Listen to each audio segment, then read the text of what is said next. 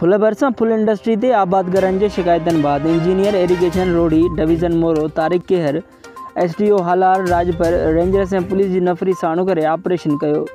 Operation दौरान शाखुनि ते लॻल 8 गैर क़ानूनी पाइप 10 लिफ्ट मशीनूं हथ कयूं। हथरादू भगल वाटर्स खे सील कयो वियो।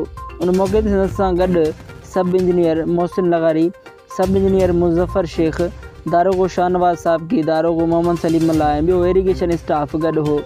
उन मौक़े ते इंजीनियर तारिक केहर मीडिया सां ॻाल्हाईंदे चयो त शाख मां गैर क़ानूनी तरीक़े सां पाणी खणंदड़नि चोरनि खे बख़्श न कयो वेंदो ऐं मां अॼु पाण आबादगारनि जी कयल शिकायतुनि ते हिते पहुतो आहियां ऐं गैर क़ानूनी नमूने पाणी खणंदड़ लिफ्ट मशीनूं पाइप ऐं हथरादू भगल वाटर पकड़िया आहिनि।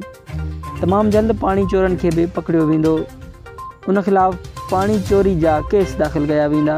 इंजीनियर तारिक केहर SDO हालार राजपर जो उन ऑपरेशन जे करे फुल इंडस्ट्री जी आबादगारनि में सुराही ख़ुशी जी लहर ऐं पाणी चोरनि जा मथे ते हथ ख़ौफ़ खां सभु गुम थी विया।